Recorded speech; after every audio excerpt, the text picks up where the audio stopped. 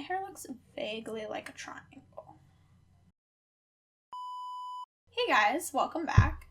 So in today's video, I'm doing something a little bit different, and I'm doing a sketchbook tour.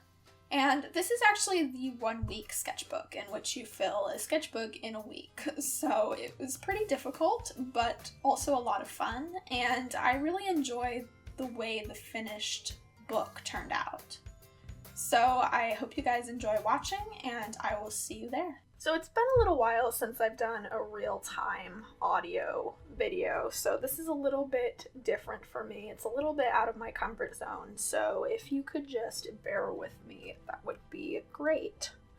So essentially this sketchbook was completed in a week, and of course, me being the overachiever that I am, I definitely pushed the boundaries of what the challenge was supposed to be. I could have just used pencils exclusively, but I had to fill 60 pages with all of the color and ink that I could in the span of that week. Because of this, I was a little afraid that I wasn't actually going to be able to complete the challenge, but I did. So here we are with a little bit of a sketchbook tour. So I will just start flipping through, and I'll talk a little bit about the things on the pages if it is deemed necessary, but for the most part, it's pretty self-explanatory. I wanted to definitely try with this sketchbook to stretch myself, and that's not necessarily something that you tend to do in a 1 week sketchbook challenge, but I wanted to draw things that I don't draw a lot of. So on the last page I had some birds, and here's a mermaid, and I've only drawn maybe 2 mermaids before this, so that was different. And I also wanted to do a lot of media exploration in this sketchbook. So I used a lot of tracing paper, and I made a lot of notes about different mediums, and I did a lot of prep on pages as well. So on this page I was experimenting with charcoal, on acrylic, on tracing paper, and I really like charcoal. I didn't realize that I liked charcoal as much as I do. I just needed to find the right ground, I think. And I also did a lot of experimentation with photocopies and taking drawings and cutting them. So I'm not really sure where the idea for that came from, but it's there. These pages were some life drawing, because I don't do enough of that, and there's something beneficial about the translating 3D to 2D. Here is an idea I had just for makeup and a pose practice. This was a photocopy of a drawing that's a little later in this sketchbook, and I wanted to do some color studies, some buildings. I really like architecture, so drawing it is something that I don't really do enough of, but I always enjoy when I do. And there's a lot of pages that are just gesture sketches, and I think they get a little bit better, but there's something appealing to just seeing gesture sketches, I think. Here's another where I was experimenting with splitting up a face. This was a little bit of media exploration on this watercolor base. More gesture sketches. And this I wanted to draw on an envelope. That was really the only inspiration for that. This is that face that was on the previous page. And on this page, I drew a little bit of inspiration from Starry Night, which is one of my favorite paintings of all time. I really love Van Gogh, so I used the wonky buildings to sort of express the feeling of this painting. Just some more faces in different media. Used ballpoint pen a lot in this sketchbook.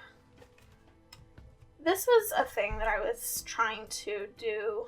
I wanted to do a contrasting kind of style where there were two profile faces looking at each other, and this is definitely one of the reasons I don't really care for spiral bound sketchbooks as much as hardbound sketchbooks, just because 2-page spreads tend to be a little more difficult. More gesture sketches. This was just watercolor without any hard outlines. I wanted to see what I was able to do. And it took a lot of self-control to not go back in and line this after I had painted it. This is actually one of my favorite spreads in the sketchbook, I think. And this is a Dali painting of his sister, and he added to it after the fact. And I really like the contrast of the more delicate with the more dark and the way that they interact with each other. And so I tried to do a similar study almost over here, where on the top I did something that was more delicate and dainty with the flowers, and on the bottom I did skulls, so something more dark. And I really like the way this entire spread turned out. Here I was just trying to use Crayola markers, which was a lot of fun, although more difficult than you might initially expect. These are just some beetles that I also wanted to paint, but I ended up running out of time, which was unfortunate. Some more ballpoint pen doodles. This was just an idea I had to replace the heads of figures with trees, which I think turned out kind of interesting. And here I just wanted to experiment with angles of a head that I don't typically work with. And I think they turned out pretty okay. I think I need more practice with unusual head angles, but it's a good start. This is one of my favorite ideas, and I'd like to expand on this at a later date. But basically, I did some photocopies of a drawing that I did, and I ended up cutting 2 copies so that it looked kind of like a glitch. And I'd really like to try something similar to this digitally, just to further emphasize the idea of a computer and a glitch. Here I was just kind of experimenting with more texture. There's some India ink and just pencil drawing. I really like this spread as well. There's some different paintings, and I just like the way I was able to connect to these 2 pages despite the fact that there's a spiral in the middle. More gesture sketches, another experiment with cutting up a face. This was actually one of the first charcoal drawings I did in the sketchbook, and I worked on this entire sketchbook very out of order because I didn't want to limit myself to 1 page at a time, just because I figured it would be a good way to stop myself up. But I definitely got a lot more comfortable with charcoal as I worked with it more. This is one of the pages that I enjoy more, where I did the music sheet in the background, then brushed over it with acrylic and did some watercolor on top of it. More gestures.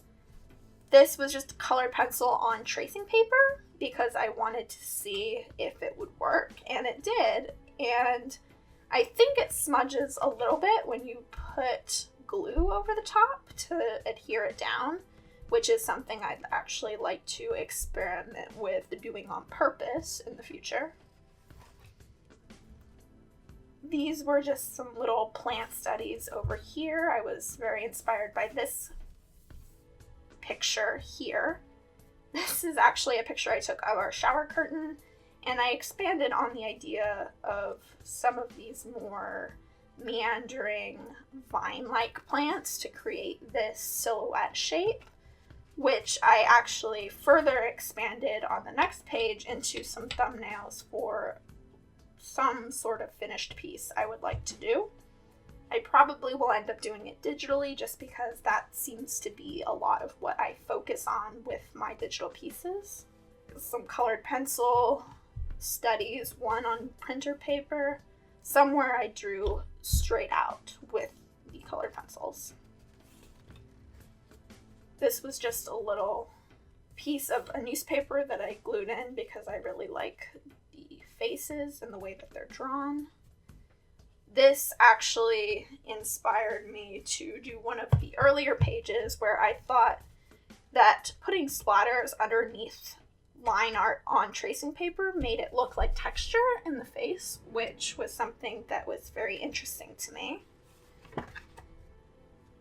These were just some of the very last pages I was doing trying to finish the sketchbook, and so I just did some little pen studies of faces. And the very last page in the sketchbook sort of summed up my thoughts on the journal itself, and it says, "The thing about endings is that they tend to lead to new beginnings." And that's not by anyone, that's just my thoughts on the subject. So I really enjoyed working on this sketchbook. It might be one of my favorite sketchbooks I've ever completed, and I know I said that about my last sketchbook, but there really is something about the actual completion of a sketchbook in a week that gives you a sort of attachment to it. So I hope you guys enjoyed seeing this sketchbook as much as I enjoyed making it. Thank you all for watching, and I will see you guys next time. Bye. So if I sit normally, this is how tall I am. Like last night, I just ended up looking at the clock and it was like 2 o'clock, and I didn't know when it had happened or why. So even though it's 2:20 right now, I'm still very tired.